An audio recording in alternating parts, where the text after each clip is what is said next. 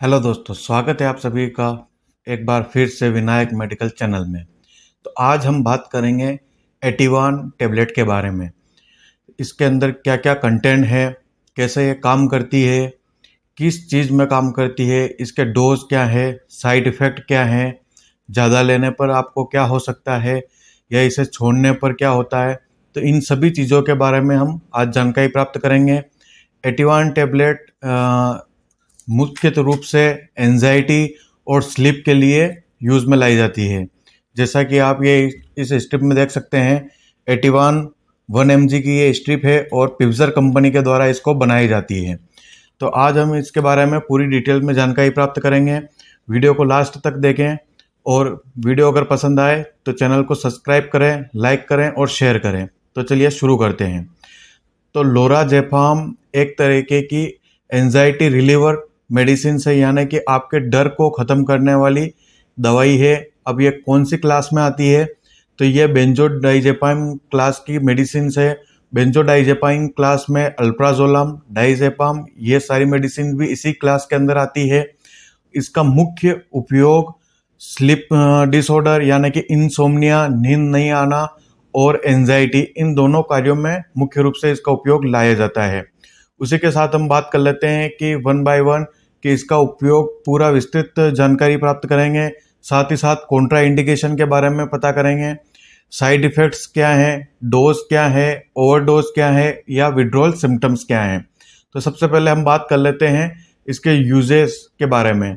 तो सबसे पहला यूज़ है इसका एंजाइटी डिसऑर्डर, यानी कि जिस व्यक्ति को अपने भविष्य को लेकर चिंता रहती है, उन व्यक्तियों के अंदर इस गोली का उपयोग में लाया जाता है।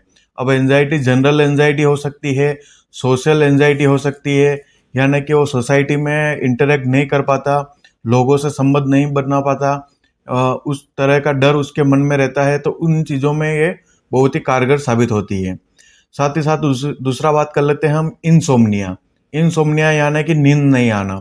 जिन व्यक्तियों को बेड पर सोने के बाद नींद नहीं आती है, या ट्रबल इन स्लीपिंग, या सोने के बाद उनकी नींद बार बार खुल जाती है, तो ऐसे व्यक्तियों में भी एटिवान टैबलेट या लोराज़ेपाम टैबलेट को दी जाती है ताकि उन्हें अच्छे से नींद आ जाए और वो अच्छे से सो सके। आगे हम बात करेंगे कि ये कितने टाइम में व्यक्ति को नींद में ले जा सकती है, उसके लिए आगे बात करेंगे।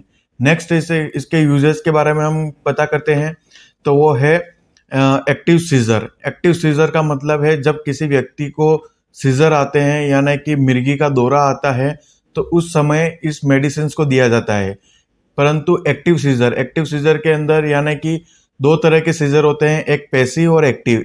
एक्टिव का मतलब कि 5 मिनट सीजर आता है, 5 मिनट रुकता है और वापस 5 मिनट के लिए सीजर आ जाता है। ऐसे बार बार अगर सीजर व्यक्ति को आता है तो उसके ट्रीटमेंट के लिए एटिवान टैबलेट यानी कि लोराज़ेपाम को दिया जाता है। साथ ही साथ हम बात कर लेते हैं कीमोथेरेपी पेशेंट में। जिन पेशेंट्स के अंदर कीमोथेरेपी यानी कि कैंसर वाली ड्रग्स चल रही है और उन्हें नोजिया या वोमिटिंग यानी जी घबराहट, उल्टी जैसा हो रहा है, और ओंडास्ट्रोन एंटी इमेटिक्स एक इंजेक्शन आता है या गोली भी आती है, उसको देने के बाद भी उनकी उल्टी नहीं रुकती है, तो उन पेशेंट्स के अंदर लोराज़ेपाम दिया जाता है उस नोजिया और वोमिटिंग को रोकने के लिए। साथ ही साथ जो व्यक्ति अल्कोहल पीते हैं और अल्कोहल को छोड़ते हैं, तो अल्कोहल छोड़ने के बाद जो विड्रॉल सिम्टम आते हैं, जैसे वीकनेस आना, क्रेविंग होना, तलब लगना, या ऐसे बहुत सारे चीज़ें आती है, उनको कंट्रोल करने के लिए भी लोराज़ेपाम का उपयोग किया जाता है। अब हम बात कर लेते हैं कि लोराज़ेपाम का उपयोग किन व्यक्तियों में नहीं करना चाहिए या किन पेशेंट्स के अंदर नहीं देना चाहिए जिनके अंदर पूरी तरीके से कॉन्ट्रा इंडिकेटेड है। तो सबसे पहला पेशेंट वो आता है जिनको नैरो क्लोज एंगल ग्लूकोमा है, या प्रेग्नेंट वुमेन है, या फिर लैक्टेटिंग वुमेन है जो बच्चे को दूध पिला रही है, ऐसी महिलाएं हैं। साथ ही साथ जिन व्यक्तियों को अल्प्राजोलम, डाइजेपाम या किसी भी तरह की बेंजोडाइजेपाम से एलर्जी है, उन व्यक्तियों के अंदर इस मेडिसिन को नहीं दिया जाता है, क्योंकि इन मेडिसिन को देने के बाद उन्हें और ज़्यादा समस्या का सामना करना पड़ सकता है। अगर प्रेग्नेंट वुमेन को दिया तो उसके अंदर जो बच्चा है वो इस ड्रग का एडिक्ट हो जाता है और जब वो डिलीवर होके बाहर आता है तो उस एडिक्शन को छुड़ाने में महीनों से साल भर लग सकते हैं। इसलिए इन सारी कंडीशन में महिलाओं को ये मेडिसिन्स नहीं दी जाती है। दूसरा हम बात कर लेते हैं कि कॉन्ट्रा इंडिकेटेड तो नहीं है, लेकिन डॉक्टर की सलाह के बिना इसे ना दें, और इसके डोज अलग अलग हो सकते हैं या इसके अलावा कोई और मेडिसिन दे सकते हैं। तो ऐसी मैं प्रॉब्लम्स बता रहा हूँ जो अगर आपको है तो आप अपने डॉक्टर को ज़रूर बताएं ये मेडिसिन लेने से पहले। तो सबसे पहले प्रॉब्लम है ब्रीथिंग डिफिकल्टी। ब्रीथिंग डिफिकल्टी का मतलब है यानी कि आपको सांस लेने में अगर दिक्कत है तो आप अपने डॉक्टर को ज़रूर बताएं, ताकि वो इसके डोज को अल्टर कर सके, कम या ज़्यादा कर सके। साथ ही साथ स्लीप एपनिया। स्लीप एपनिया का मतलब आप सोते सोते आपको, जब आप सो रहे होते हैं तो अचानक से आपका दम घुटने लग जाता है, उसे स्लीप एपनिया कहते हैं। तो ऐसी कंडीशन में भी आप डॉक्टर को बताएं। और उसी के साथ रेस्पिरेटरी फेलियर यानी किसी भी तरह की सांस संबंधित कोई भी प्रॉब्लम है तो उसके अंदर लोराज़ेपाम टेबलेट्स को नहीं लेना है, या फिर अपने डॉक्टर की सलाह के बाद ही लेना है। उसी के साथ हम बात कर लेते हैं जिन व्यक्तियों को डिप्रेशन है, जो डिप्रेशन के शिकार हैं, उन पेशेंट्स को भी डॉक्टर से कंसल्ट करना चाहिए। जिनका मूड स्टेबल नहीं रहता, कभी मैनिक पेशेंट बन जाते हैं, कभी डिप्रेस बन जाते हैं, कभी हाइपर एक्टिव बन जाते हैं, कभी डल बन जाते हैं, ऐसे व्यक्तियों के अंदर भी लोराज़ेपाम को डॉक्टर की सलाह के बिना नहीं देना है। साथ ही साथ जिनको सुसाइडल थॉट आते हैं, जो आत्महत्या करने की कोशिश करते हैं, उनके अंदर भी इस मेडिसिन का डोज बढ़ाकर दिया जाता है ताकि उनको ये ऐसे थॉट्स ना आए। और उसी के साथ में सीजर वाले पेशेंट में, जिनको कंटिन्यूटी सीजर चल रहा है, उन पेशेंट के अंदर भी इसके डोज को डॉक्टर की सलाह के बाद ही देवें, अपनी इच्छा से ना देवें। और साथ ही साथ ग्लूकोमा। तो जिन व्यक्तियों में ग्लूकोमा की प्रॉब्लम है, यानी कि क्लोज एंगल आई ग्लूकोमा है या नैरो एंगल ग्लूकोमा है, तो उन पेशेंट्स के अंदर भी डॉक्टर की सलाह के बाद ही इस मेडिसिन को देवें। अब हम बात कर लेते हैं कि इसके डोजेस क्या क्या हैं। तो ये 1 mg, 2 mg और 4 mg की स्ट्रेन में आपको मार्केट के अंदर मिल जाएगी। जैसा कि मेरे पास ये 1 mg की स्ट्रिप है। ये मेरे पास इसलिए है क्योंकि मैं एक मेडिकल ओनर हूँ, तो मेरे पास इसको परचेस करने का अधिकार है, और मैं फार्मासिस्ट भी हूँ, तो इसलिए मेरे पास है। और हम बात कर लेते हैं कि इसके साइड इफ़ेक्ट्स क्या हैं। अगर इस मेडिसिन को अपन लेते हैं तो क्या क्या साइड इफ़ेक्ट्स अपने को देखने को मिलते हैं। तो मेन बात तो होती है कि इसके अंदर वीकनेस अपने को सबसे ज़्यादा महसूस होती है।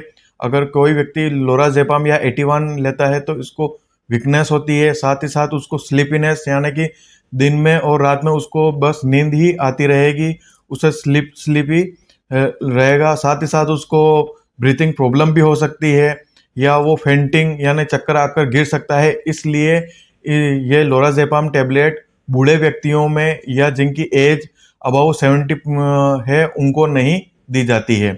उसी के साथ हम बात कर लेते हैं कि ये एब्डोमिनल डिस्कम्फर्ट भी करती है, यानी कि आपका पेट को खराब भी करती है या पेट दर्द भी करवाती है। तो इसलिए ये सारे साइड इफ़ेक्ट्स इसके अंदर देखने को मिलते हैं।